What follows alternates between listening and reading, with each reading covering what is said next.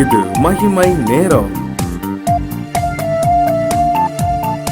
கிறிஸ்துவுக்குள் மிகவும் பிரியமான மகிமை தொலைக்காட்சி நேயர்களை இந்த மகிமை நேரம் நிகழ்ச்சியின் மூலமாய் சந்திப்பதில் மிக்க மகிழ்ச்சி அடைகிறேன். நான் பிரியமானவர்களே, இந்த நிகழ்ச்சி நிச்சயமாக நம்முடைய ஆவிக்குரிய வாழ்விற்கு பிரயோஜனமாக இருக்கும் என்று சொல்லி ஆண்டவருக்கு நான் விசுவாசிக்கிறேன். கர்த்தர் நம் ஒவ்வொருவருக்கும் ஏற்ற வார்த்தைகளை ஏற்ற சமயத்திலே கொடுத்து நம்மை வழிநடத்துவாராக. ஆமென். இந்த வாரத்திலும் கூட பெனாயா என்று சொல்லப்படுகிறதான ஒரு மனிதனுடைய வாழ்க்கையை குறித்து நாம் தியானித்துக் கொண்டிருக்கிறோம். இன்றைக்கும் கூட பெனாயாவின் வெற்றி என்கிறதான தலைப்பிலே ஆண்டவருடைய வார்த்தையை நாம் தியானிப்போம். பெனாயாவின் வெற்றி. 2 சாமுவேலின் புஸ்தகம் 23வது அதிகாரம் 21வது வசனத்துல இந்த பெனாயாவை குறித்து நாம் பார்க்கிறோம். அவன் பயங்கரமான ரூபமுள்ள ஒரு எகிப்தியனை கொன்று போட்டான். அந்த எகிப்தியன் கையில் ஒரு ஈட்டி இருக்கையில் இவன் ஒரு தடியை பிடித்து அவனிடத்தில் போய் அந்த எகிப்தியன் கையிலிருந்த ஈட்டியை பறித்து அவன் ஈட்டியினால் அவனை கொன்று போட்டான். அது மாத்திரமல்ல, இந்த பெனாயாவும் இன்னொரு இடத்துல கூட நாம் வாசிக்கிறோம், அவன் ஒரு சிங்கத்தையும் கூட கொன்று போட்டதை நாம் பார்க்கிறோம். 20வது வசனம், பராக்கிரமசாலிய யோதாவின் குமாரனும் கப்சேயேல் ஊரனாகிய பெனாயா செய்கைகளில் வல்லவனாயிருந்தான். அவன் மோவாப் தேசத்தில் 2 வலிமையான சிங்கங்களை கொன்றதுமல்லாமல் உறைந்த மழை காலத்தில் அவன் இறங்கி போய் ஒரு கெபிக்குள் இருந்த ஒரு சிங்கத்தையும் கொன்று போட்டான். 2 சம்பவம் பெனாயாவினுடைய வலிமையையும் பெனாயாவினுடைய வெற்றியையும் குறிப்பதை நாம் பார்க்கிறோம். 2 சம்பவத்தை வேதத்துல நாம் வாசிக்க முடியும். முதலாவது, ஒரு சிங்கத்தை, அவன் 2 சிங்கங்களை கொன்றதை நாம் பார்க்கிறோம். அவன் மோவாப் தேசத்தின் 2 வலிமையான சிங்கங்களை அவன் கொள்கிறான். பாருங்கள், ஒரு தானியேலை போல ஒரு சிங்கத்தை கொள்கிறதான சிம்சோனை போன்றதான ஒரு காரியம். அப்ப பாருங்கள், சிங்கம் எவ்வளவு வலிமையா இருக்கும், அதை காட்டிலும் ஒரு வலிமை இந்த பெனாயாவுக்கு இருந்ததை நாம் பார்க்கணும். அதுல விசேஷமாய் சொல்லப்பட்டிருக்கிறது, உறைந்த பனியின் காலத்தில் அவன் போய் சிங்கத்தை கொன்றான். அப்படி என்றால் என்ன? இந்த சிங்கமானது உறைந்த பனியின் காலத்துல அதற்கு அதிகமான இறை கிடைக்காது. எனவே அது பசியோடு கூட இருக்கும். அதனுடைய குகையில எது விழுந்தாலும் அதை பற்றி பிடிக்க வேண்டும், அதை பறித்து சாப்பிட வேண்டும் என்கிறதான ஒரு எண்ணம் இந்த சிங்கத்திற்கு இருக்கும். அதிகமான பசியோடு கூட காணப்படும். ஒரு புறத்துல பார்த்தா இந்த உறைந்த பனியின் காலத்துல ஒருவர் கூட வெளியே வர முடியாது, அவ்வளவு குளிர் இருக்கும். ஆனால் அந்த சூழ்நிலையில இந்த பெனாயா என்ன செய்கிறான்? அவன் வலிமையோடு கூட எழும்பி வந்து இந்த சிங்கத்தை கொன்று போடுவதை, யாரை வேட்டையாடலாம், யாரை பீறி போடலாம் என்று சொல்லி யோசித்து கொண்டிருந்த அந்த சிங்கத்தை அவன் கொன்று போடுவதை கூட நாம் பார்க்கிறோம். பிரியமானவர்களே, இன்னொரு சம்பவத்துல பார்க்கிறோம், ஒரு எகிப்தியன் அவனுக்கு விரோதமாய் வருகிறதான எகிப்தியனை அவன் கையிலிருந்த ஈட்டியை வாங்கி அவனையே குத்தி போடுவதை கூட பார்க்கிறோம். பாருங்க, இத போல ஜெயமிக்கவனாய் பெனாயாவுடைய வாழ்க்கை இருந்தது. 3 சம்பவங்கள், சாதாரணமாய் நடந்து வந்த 2 சிங்கங்கள். அது மாத்திரமல்ல, 2வது உறைந்த மலையில குகையில இருந்ததான ஒரு சிங்கம், 3வது ஒரு எகிப்தியம். எது வந்தாலும் வெற்றி. இதன் மூலமாக பெனாயாவுடைய பெயர் அது சிறந்திருந்ததை பார்க்க முடியும். இன்னைக்கு நம்முடைய வாழ்க்கையில இப்படிப்பட்டதான வெற்றிகளை நாம் ஏன் கண்டுகொள்ள முடியவில்லை? வேதத்துல வாசிக்கிறோம், இந்த சிங்கத்திற்கு அடையாளமாக பிசாசானவன் கர்ஜிக்கிற சிங்கம் போல யாரை விழுங்கலாம் என்று சொல்லி வகை தேடி சுற்றி திரிகிறான். எப்படி?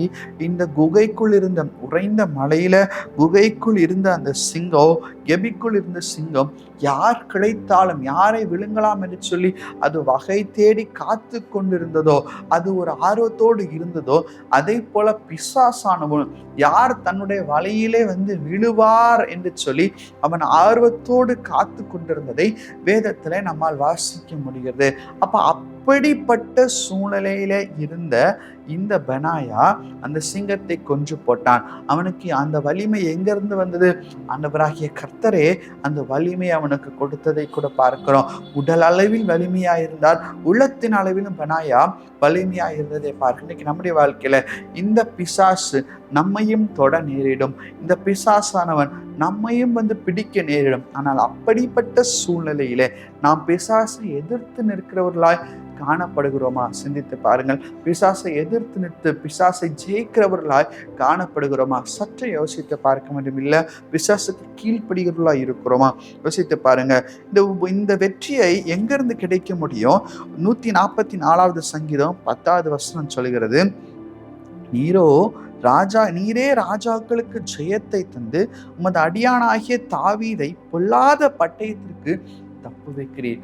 ராஜாக்களுக்கு கூட ஜெயத்தை கொடுக்கிறவர் யார் தான்? ஆண்டவராகிய கர்த்தர் தான். பெனாயாவின் பலத்து நிமித்தமாய் அந்த ஜெயம் உண்டாகவில்லை.